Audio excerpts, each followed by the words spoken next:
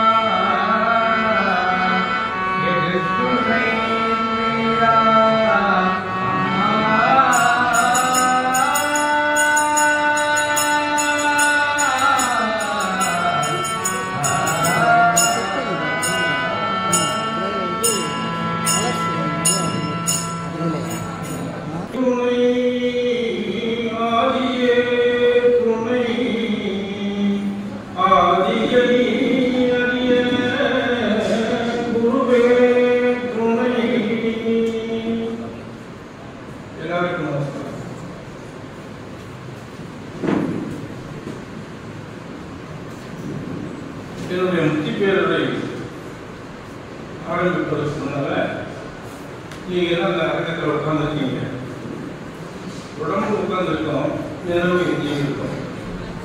அந்த நினைவும் கொண்டு வந்து இந்த அரங்கத்தில் உட்கார வைக்கணுன்றதுக்காக நான் ஒரு சின்ன ஒரு கதையை சொல்லிட்டு அப்புறம் நான் மெயினாக சொல்றதுனால பார்க்குறேன். ஒரு சின்ன கதை. ஒரு என்ஜினியர் ஃபர்ஸ்ட் ரேங்க் வாங்கி மெடல் வாங்கி வேலைக்கு முயற்சி பண்ணும்போது அவருக்கு வேலை கிடைக்கல. யாருக்கு? என்ஜினியர். பார்த்தாரு, சரி என்ஜினியர் படிச்சதுக்கு வேலை கிடைக்கல, நாம் இனிமேல் டாக்டர் ஆகிடணும், டாக்டருக்கு நிறைய வருமானம் வருது, அதனால நம்ம ரூம் பாடி டிஸ்பென்சரி ஆரம்பிச்சு ஒரு நர்ஸை அப்பாயிண்ட் பண்ணி டாக்டர் தொழில் ஆரம்பிச்சுன்னு ஆரம்பித்தார். பெரிய போர்டில் ஒரு மேட்டர் எழுதினார், சகல விதமான நோய்களையும் தீர்க்கப்படும், இங்கு தீர்க்க முடியவில்லை என்றால் நான் உங்களுக்கு 1000 ரூபாய் பணம் தந்துவிடுவேன் அப்படின்னு ஒரு போர்டு. போறவங்க அதை படிக்கிறாங்க. என்னடா ஒரு டாக்டர் நோய் கேட்கறதுனா அவர் 1000 ரூபாய் நம்ம தராங்க அப்படின்ட்டு நிஜமாகவே ஒரு டாக்டர் அவரு இவருடைய குற்ற தெரிஞ்சு இதை உலகத்துக்கு தெரியப்படுத்தணும் என்று அவர் வர வாங்க வாங்க வாங்க உட்காருங்க, உங்களுக்கு என்ன பிரச்சனை சொல்லுங்க, இப்போ உடனடியாக கேட்கறது இவர் போலி டாக்டர் சொன்னார். எனக்கு நாட்டில் நரம்பெல்லாம் வந்து சொல்லி தெரியல, எல்லா சப்பும் இருக்கு, 6 சுவையில அதில் ஒன்றுக்கு தெரியல, அதுதான் நீங்கள் செக் பண்ணிட்டு வந்திருக்கேன்.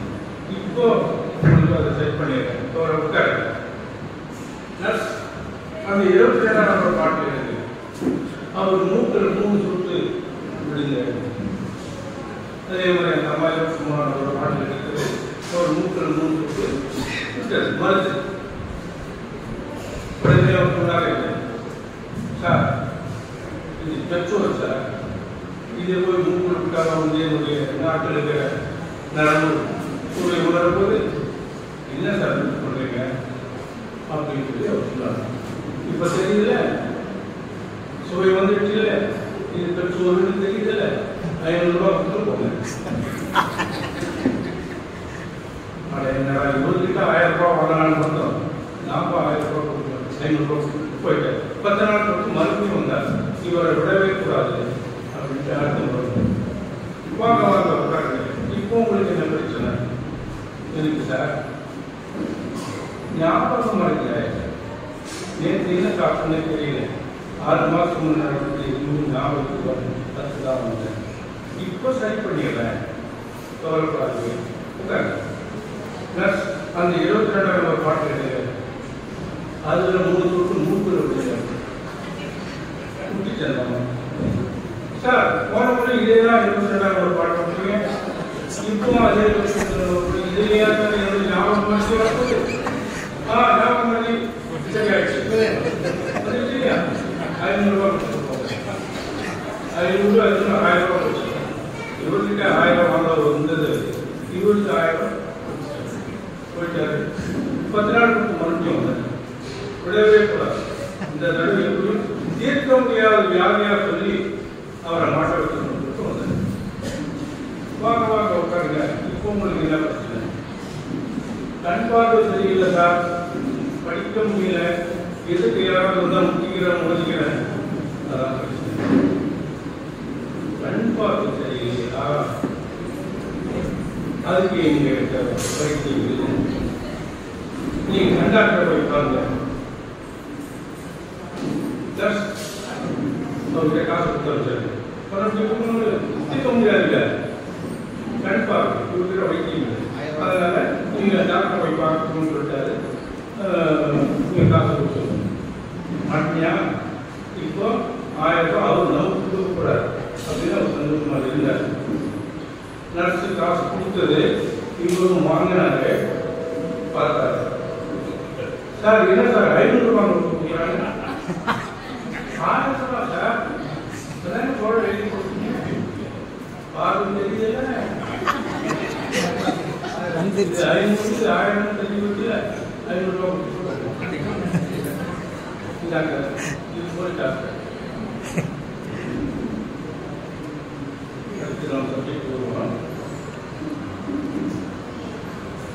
நம்ம ஆலயத்தில் வந்து ஒரு சோத்திர பாடல் செய்வோம், நமக்காக கொடுத்துருக்காங்க, நாமளும் பாடுறோம், பாடத்தையும் கேட்கிறோம். ஆசாராக வந்து எனக்கு அவ்வளோதான் மூர்த்தி அப்படிங்கிற பாடல், அதுல ஒரு வரி, அதுல ஒரு சொல்லு, அந்த சொல்லுல 3 எழுத்து உள்ள சொல்லு, அதுக்கு என்ன அர்த்தம் நம்ம பார்க்கணும். நீத்தாலே மும்மரத்தின் மும்மரதெல்லாம் நீக்கியடைகின்ற நிமர வேண்டி, நீத்தாலே மும்மரத்தின் மும்மரதெல்லாம் நீக்கியடைகின்ற நிமர வேண்டி, இதுதான் இந்த வரிதான். நிமர வேணி, வேணி அது நிமர, நீ நிமர, நிமர என்ன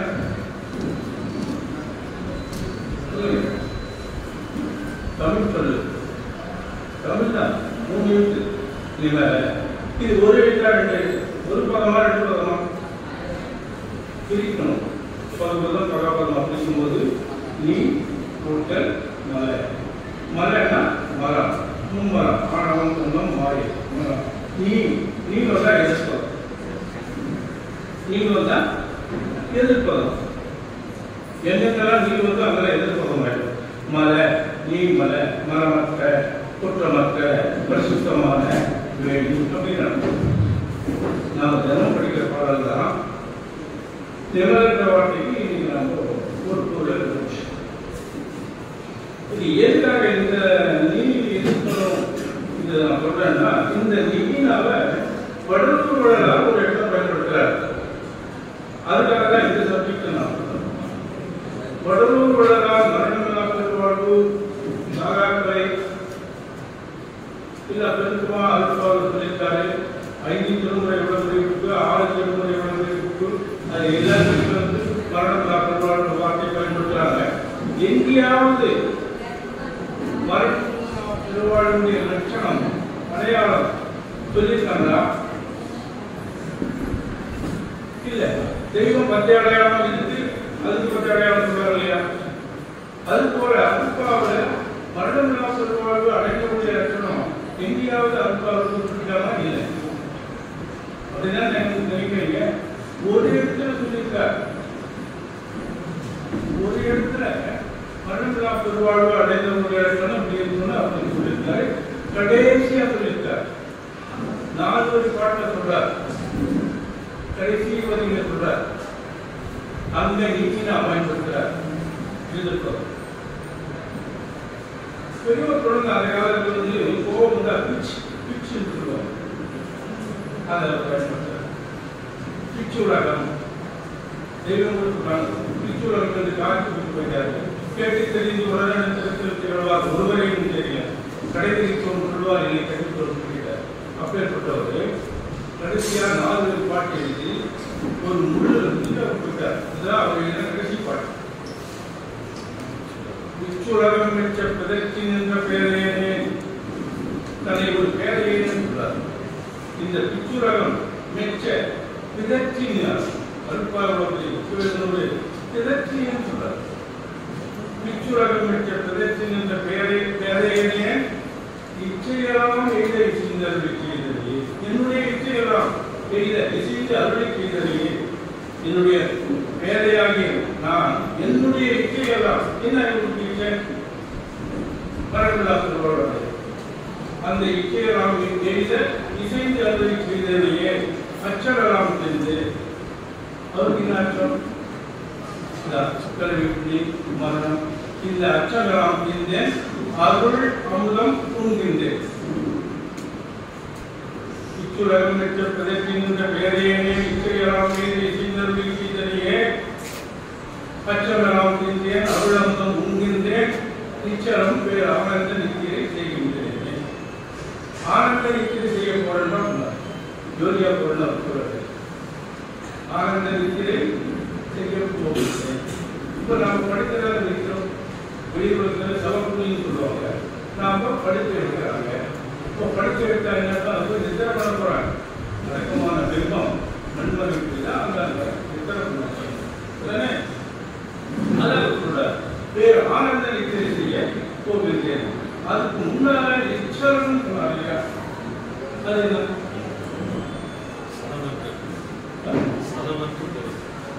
சலமற்று போல் கரெக்டா. அது 2 வார்த்தை, நீர் கூட்டல் சலம். ஜலம் கூட்டாகி நீர் சலம், சலம் நீர் எதிர்ப்பதும், ஜலம் இல்லாமல் சீட்டு இல்லாமல் சத்து போகாமல் நிச்சலம் வேறு ஆனந்த நித்திரை செய்கின்றேன். அந்த மாதிரி ஜலம் இல்லாமல் சீட்டு வழியாகாமல் சத்து போகாமல் நான் ஆனந்த நித்திரைக்கு போகின்றேன் அப்படின்னு வள்ளலார் ஒரு இடத்துல சொல்லுங்க.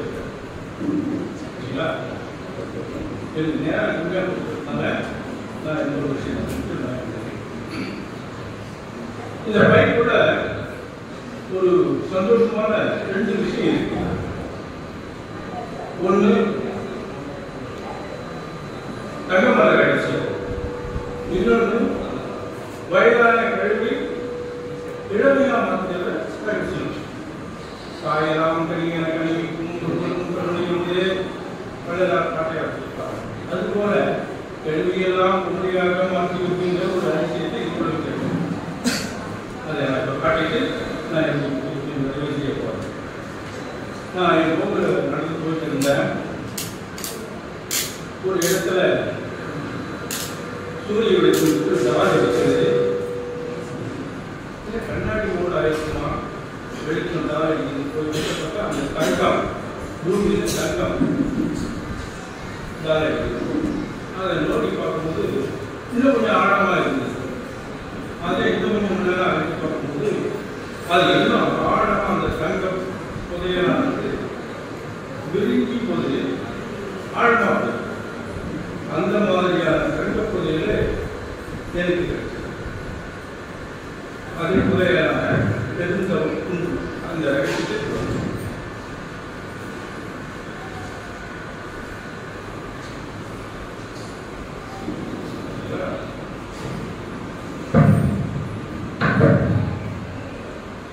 இந்த முனை தெரியுது பாருங்க, அதுதான் முதல்ல எனக்கு தெரியுது.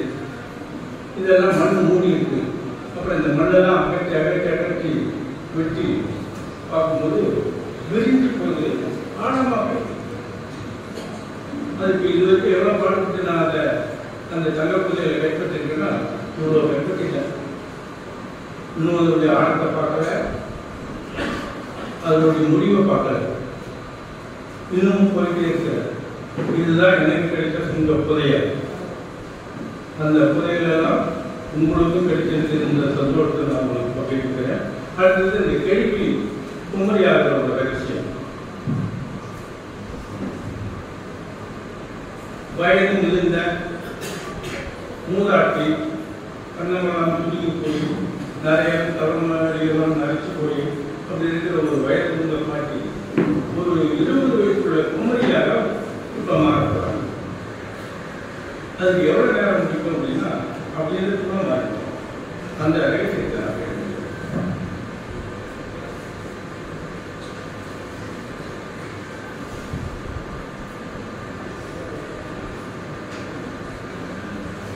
தெளிவு தானே, தெளிவு மாதிரி தான் இருக்கு.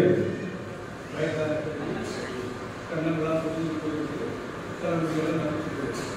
இப்போ ஒரே நாடியில் குமரியா மாறணும்.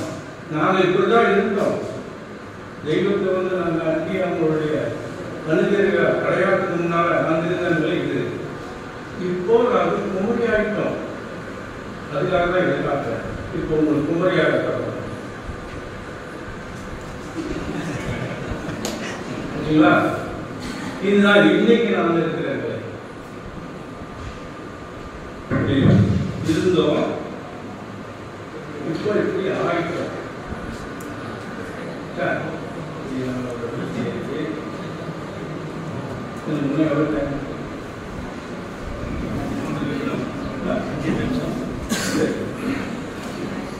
இப்போ இந்த அரங்கத்தில் வந்து அரங்கங்கள் இருக்கும், சந்தேகங்கள் கொஞ்சம் இருக்கும், ஆல்வேஸ் பின்பற்றுபவர்கள் கொஞ்சம் இருக்கு. இப்படியெல்லாம் இருக்கு. அனந்தர்களாக இருக்கட்டும், பாரதர்களாக இருக்கட்டும், இந்த மெய்வழிக்கு ஆற்றுப்படுத்திருப்பாங்க. இப்படி ஒன்று இருக்கு, வந்து பாருங்க, உங்களுக்கு அது பிடிக்கும். மதுரைக்கார் உங்கள் சரித்திரம் என்னன்னு கேட்டு அவர் சொன்னார், எனக்கு ஒருத்தர் ஆற்றுப்படுத்தினாரு, நான் வந்தேன் சொல்லுறாரு. அந்த மாதிரி ஆற்றுப்படுத்தினவருக்கு ஒரு நன்றி சொல்லணும். தெய்வத்துக்கு நன்றி சொல்லணும். அவங்களுக்கு கைமாறு எதுவும் செய்யறதுக்கு நம்ம கையில் எதுவும் இல்லை. அப்பேற்பட்ட செல்வத்தை நம்ம கொடுத்துருக்காங்க. ஆனாலும் இந்த மெய்வழியை அடைவதற்கு ஒருத்தர் வழிகாட்டி ஆற்றுப்படுத்தினார் பாருங்க, அவருக்கு நாங்கள் நன்றி சொல்லணும் அப்படின்னு ஒரு பார்வைய நண்பனுக்கு என்கிட்ட பல வருஷத்துக்கு முன்னால் கேட்டார். அப்படி ஒரு கவிதை எனக்கு எழுதி கொடுங்க, அவங்களுக்கு நான் நன்றி சொல்ற மாதிரி இருக்கணும் அப்படின்னு சொல்லி அவர் சொன்னார். இது புதுமையா இருக்கு. தெய்வத்துக்காக பிரபலம் எழுதி பழக்கம். பார்வைக்கு நன்றி சொல்ற மாதிரி ஒரு கவிதை இவங்க கேட்கிறாங்க. அதுக்கு நான் எழுதினேன். அந்த கவிதையை நான் படித்து என்னுடைய முடிவு.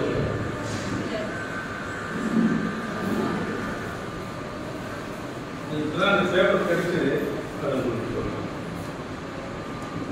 ஜீவபந்தம். பெற்றோரும் உற்றாரும் மற்றவரும் பண்ணாத பேருதவி புரிந்து இந்த ஆற்றுப்படுத்தினவர் சொல்றார். பெற்றோரும் செய்யல, உற்றாரும் செய்யல. பெற்றோரும் உற்றாரும் மற்றவரும் பண்ணாத பேர் உதவி செய்து பரோபகாரம் செய்து, பரத்துக்கு உபகாரம் செய்து, பரோபகாரம் செய்து பெருஞ்சோதி பெருமானின் அடிநிழலை யான் அடையும் பேட்டை கொடுத்து, பெருஞ்சோதி பெருமானின் அடிநிழலை யான் அடையும் பேட்டை கொடுத்து ஆற்றுப்படுத்தினேன். பெருதற்கரியதோர் பிறவி பயனாம் பெரும் செல்வத்தை பேதையனின் பெறல் வேண்டி புண்ணியம் செய்தீர்.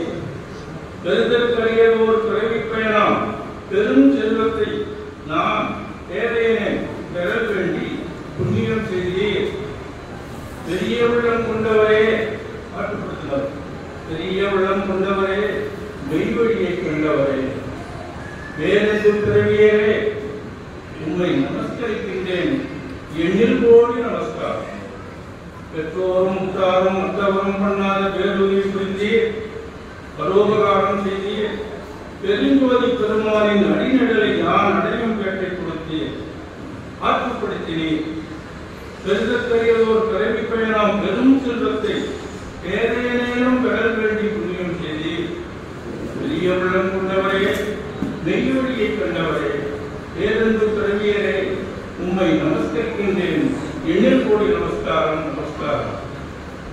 ஆகவே தெய்வத்தினுடைய எல்லோருக்கும் சொல்ல இருந்தது இச்சை மதிப்பு சிந்திக்கிறேன்னு சொல்றாங்க. தெய்வம் அதுக்காக தான் தெய்வம் அவதாரம் எடுத்து வந்தாங்க. அந்த அடிப்படையில எல்லாரும் முடிஞ்சது நான் கண்ட மெய்யை, நான் கண்ட மெய்யை எல்லோருக்கும் சொல்ல அவங்களுடைய அருள் கூட்டுவிக்க நான் இதை உங்களுக்கு தெரியப்படுத்தினேன் என்று கூறி என்னுடைய முக்கிய மீண்டும் மீண்டும் மீண்டும் மீண்டும் தொடரும்.